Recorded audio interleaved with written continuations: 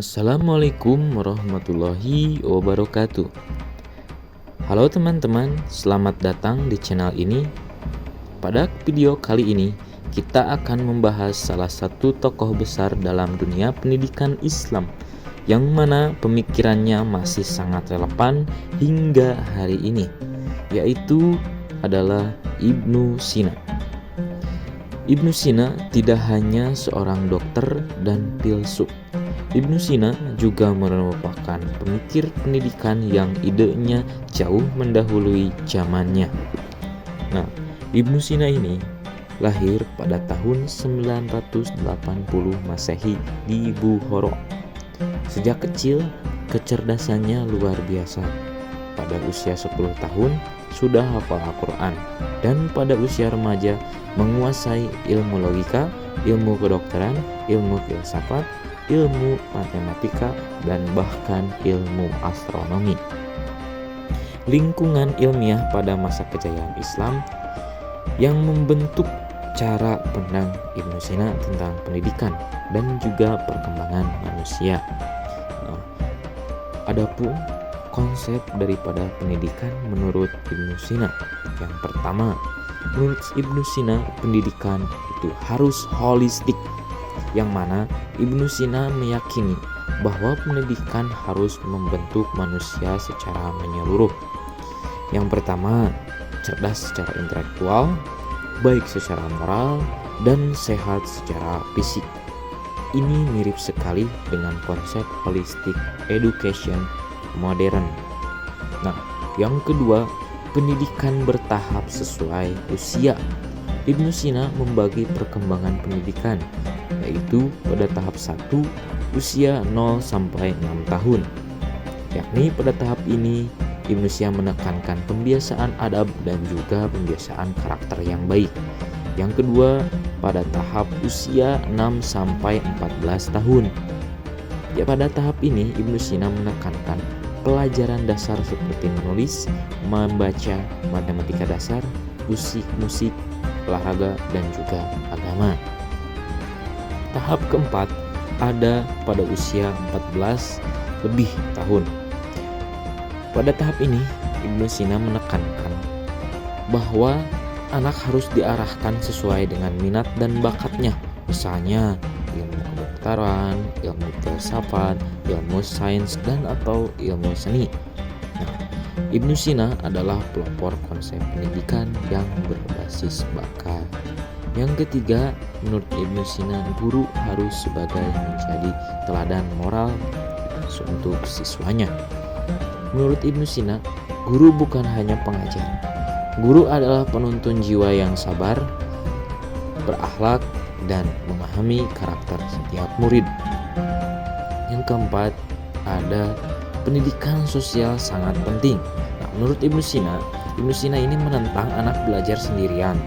Ia sangat menekankan pentingnya interaksi teman sebaya untuk kerjasama, empati, membangun mental kompetitif sehat, dan juga pembentukan karakter sosial yang baik. Yang kelima, menurut Ibnu Sina, pemahaman lebih penting daripada hafalan. Nah, Ibnu Sina ini mendorong metode pelajar yang menekankan logika, dialog, eksperimen, dan juga pemahaman konsep. Nah, ini adalah termasuk critical thinking versi abad dari ke-10. Adapun karya-karya yang paling terkenal, yang pertama itu ada Al-Qanun fi al-Tibb. Ini adalah karya medis terbesar dalam sejarah. Digunakan sebagai referensi di Eropa selama lebih dari 600 tahun. Berisi tentang ilmu astronomi, penyakit, diagnosis, herbal, hingga etika dalam kedokteran. Yang kedua ada Kitab Asy-Syifa. Nah, ensiklopedia besar yang membahas logika, matematika, fisika, dan juga filsafat. Karya ini menjadi pondasi pemikiran filsafat Islam dan juga Barat. Yang ketiga ada Al-Ishrot wa At-Tanbihat, karya filosofis paling matang dari Ibnu Sina, berisi pembahasan tentang logika, etika, dan perjalanan spiritual manusia. Nah, Tiga karya inilah yang dianggap paling terkenal dan paling besar pengaruhnya. Adapun relevansi daripada pemikiran Ibnu Sina di era modern, yang pertama, pendidikan holistik untuk tantangan abad ke-21. Dunia modern membutuhkan orang yang bukan hanya pintar, tetapi juga harus bermoral dan juga harus sehat akal. Konsep Ibnu Sina ini sangat sesuai dengan kebutuhan pada masa kini. Yang kedua, ada pendidikan berbasis minat dan juga bakat. Hari ini kita mengenal kurikulum merdeka, multiple intelligence, dan pembelajaran berdiferensiasi. Ibnu Sina sudah mengajarkan hal yang sama pada 1000 tahun yang lalu. Ketiga, ada guru sebagai teladan di era reformasi. Internet bisa memberi ilmu, tetapi tidak bisa memberi akhlak. Ibnu Sina ini mengingatkan bahwa guru adalah pembentuk karakter, bukan hanya penyampai materi. Yang keempat, ada pentingnya interaksi sosial di tengah era gadget. Di zaman di mana anak-anak banyak menghabiskan dengan waktu dengan layar, pemikiran Ibnu Sina tentang pendidikan sosial sangat relevan pada masa kini. Yang kelima, berpikir kritis bukan hanya hafalan. Di era modern, kemampuan berpikir kritis menjadi skill utama. Ibnu Sina sudah menolak hafalan sejak dulu dan juga mengedepankan pemahaman.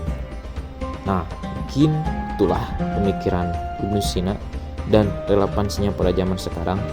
Melalui karya dan ide-idenya, Ibnu Sina membuktikan bahwa pendidikan adalah proses membentuk manusia menjadi pribadi yang seimbang, cerdas, bermoral, dan juga sehat. Terima kasih sudah menonton. Jangan lupa like, share, dan subscribe. Sampai jumpa di video berikutnya. Wassalamualaikum warahmatullahi wabarakatuh.